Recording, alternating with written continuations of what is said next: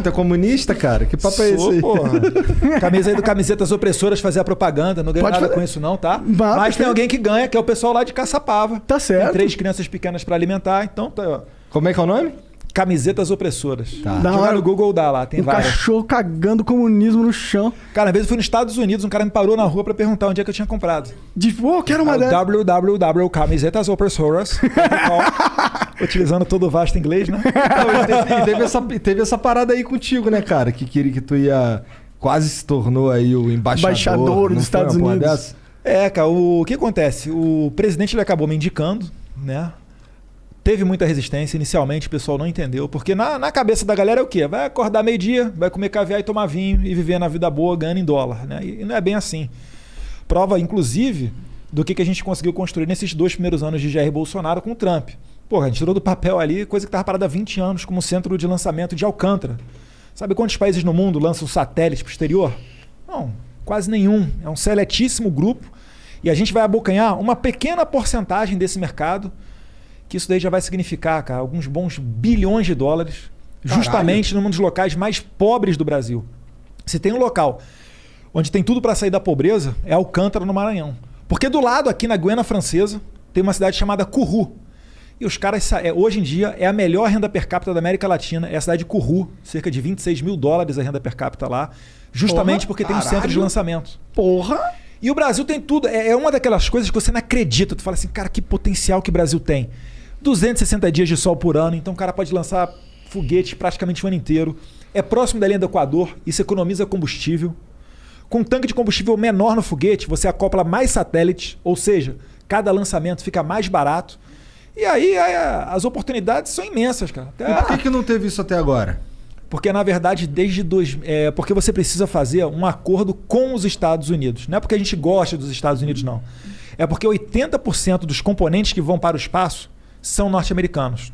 E o americano, ele obriga que o outro país assine esse termo, que nada mais é do que o seguinte: é a gente se comprometer que não vai violar os segredos tecnológicos, que a gente vai se comprometer com o sigilo do segredo industrial, enfim, para não cair na mão de terrorista, para não cair na mão de inimigo. Da China. E o Brasil nunca tinha assinado isso. Não, a China tem centro de lançamento. A China, ela tá mandando, inclusive, mandou pra Lua uma parada, não foi? Estão tentando aterrissar? Estão avançadíssimos. Isso. China, Índia, Brasil, agora, né? Brasil não Estados tanto, Unidos, né? Mas agora vai entrar. Eu espero, mano. Eu queria muito que a gente tivesse um Elon Musk aqui no Brasil. Quem sabe a SpaceX não esteja vindo para cá. Ó, seria foda. Eles têm um projeto interessantíssimo que é o seguinte, é lançar uma rede de satélites ao redor do mundo. Eu sei, o Starlink. Só que para fazer esses lançamentos, que tá um lugar barato do Brasil, eles precisam de lançar vários, ou seja, a gente tem 260 dias por ano para lançar. A Força Aérea tem uma mão de obra super qualificada. Ali é tão bom, cara, que tem até um porto. A maior pista do Nordeste brasileiro para pouso e aterrissagem é ali em Alcântara, sabia? Olha o Nordeste, pica pra caralho. Mas pô. O pessoal fica, não sei o que, pô, vai tirar uma galera da miséria. Sim, seria muito foda, mano, com certeza. E o que falta pra virar real essa porra? Agora entrou na fase de testes, né? Depois que a gente conseguiu, poxa, primeira vez, em março, o presidente foi nos Estados Unidos, prioridade Nordeste, Maranhão, assina o acordo. Assinamos. Depois a gente aprovou, falam que a Câmara é tão lenta, mas a gente aprovou na comissão que eu presido, né, na CREDEM, que é a Comissão de Relações Exteriores e Defesa Nacional. Olha a importância disso. Pautamos, aprovamos, depois aprovou no Senado e agora a gente está em fase de teste. Segundo semestre vai ter um teste mais detalhado e os mais otimistas estão falando que talvez ainda esse ano consiga fazer algum lançamento comercial realmente ali entrando uma grana.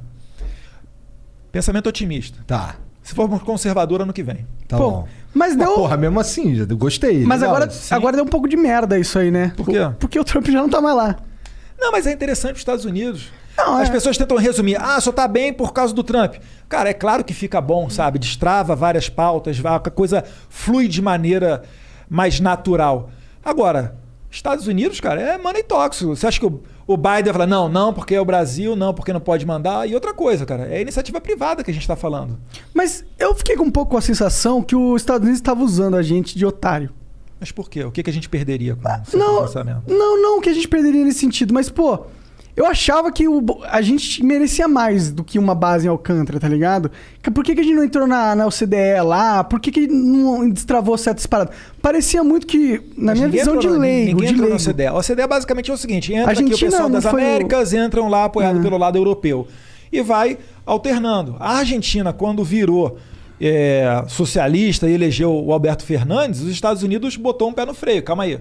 Não convém colocar esses caras porque a política deles é um pouco diferente da nossa. Vamos ver como é que a coisa vai funcionar. Entendi. E aí o Brasil foi pra cima, subiu a fila. Entendi. Entendeu? Entendi. Mas é que ficou essa impressão. Ficou que a gente não ganhou muita coisa dos Estados Unidos, assim, de verdade. Tá, resgate de grupo de CEOs, assinatura do Acordo de Alcântara depois de 20 anos. Quando o Macron chamou uma reunião de emergência do G7 sem o Brasil para discutir a Amazônia, naquele tempo que estava pegando fogo, que poderia muito bem ter saído dali uma nota conjunta para boicotar o Brasil. O Trump foi lá espontaneamente e nos defendeu. Várias outras matérias, cara. É que assim, nos Estados Unidos a acusação é a mesma. Falam pro Trump, tá abrindo as pernas lá, tá fazendo muita coisa brasileira, a gente não tá ganhando nada. Entendeu? E não é dessa maneira. Os Estados Unidos realmente perdeu muita coisa aqui no Brasil no tempo que a gente virou as costas para eles. Tanto que a China passou a ser o principal parceiro econômico do Brasil de 2009 para cá. Historicamente, em toda a história do Brasil, os Estados Unidos sempre foi o nosso principal parceiro econômico. Só tem 2 exceções. Nos anos 30, porque Vargas adorava o Hitler, e aí a Alemanha nazista foi nosso principal parceiro econômico. E depois agora, de 2009 para cá, com a China, que é um grande player, que é um grande ator internacional, mas foi por razões ideológicas. Quando Jair Bolsonaro foi eleito em 2018, proativamente eu fiz uma viagem lá para os Estados Unidos e fui falar com o pessoal de mercado, comércio, câmaras internacionais, foi em Nova York, Washington e Miami. E eles basicamente todos falavam a mesma coisa. Falavam, Eduardo, olha só, é bacana você ter vindo aqui, sabe? Tá dando um recado interessante, o Brasil e tal. Mas por que vocês não vieram antes? Por que vocês não anunciavam, enfim, programas de privatização? Por que vocês não vinham aqui e davam atenção pra gente? Porque aqui tem gente de dinheiro. E os Estados Unidos é muito semelhante ao Brasil, que em termos de democracia, liberdade, ou pelo menos era até pouco tempo atrás, né? E, enfim, era uma crítica que eles faziam. Por que era? O que se perdeu? Não peguei isso. É que, na verdade, virava-se as costas, o pessoal de esquerda... porque prenderam o Daniel Silveira. É foda, né? Mas, enfim, voltando ao tema, porque virava as costas para os Estados Unidos e privilegiava a relação com a China, o que não está errado. A China tem muita oportunidade para ser aproveitada. Só que a China, por quê? Porque a China é liderada pelo Partido Comunista. Assim como privilegiava com a Venezuela, por quê? Porque é o Maduro bolivariano. Assim como era com Cuba, por causa dos irmãos os irmãos Raul e Fidel Castro. E mas assim o seu argumento é que seria que o Brasil tem que ter uma relação institucional com esse país, não por ideologia. Sim. Mas tem que ter institucional com a China. Não dá para você fechar a cara para a China. Claro. Não, a China... 80% da soja que a gente exporta vai para a China. E deve ser difícil, né? Porque, imagino, a China realmente tem uns problemas no sentido que eles têm um governo ditatorial. Não é democracia, não é o que a gente está acostumado. Então, eu, como cidadão, como cara leigo, eu fico meio preocupado com a China crescendo muito, porque enquanto ela é um parceiro comercial e está aumentando o nosso mercado, eu acho ótimo. Mas a partir do momento que ela quer exportar um pouco da cultura deles no sentido de autoritarismo e dessas coisas, aí eu já não acho tão legal, entendeu? E isso me preocupa um pouco. Será que eles estão nessa vibe? Cara, eu não confio em ninguém com poder absoluto. Tá ligado? A China ela tem um plano de poder desde os anos 40, né? Mais especificamente em 49, quando Mao Tse-tung fez a revolução lá, de que em 100 anos seria o principal país do mundo, em termos econômicos e militares. Né? Acho que eles vão chegar lá até um pouquinho antes desses 100 anos.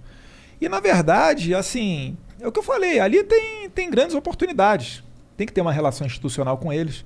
É um país de, quase 1,5 bilhão de habitantes.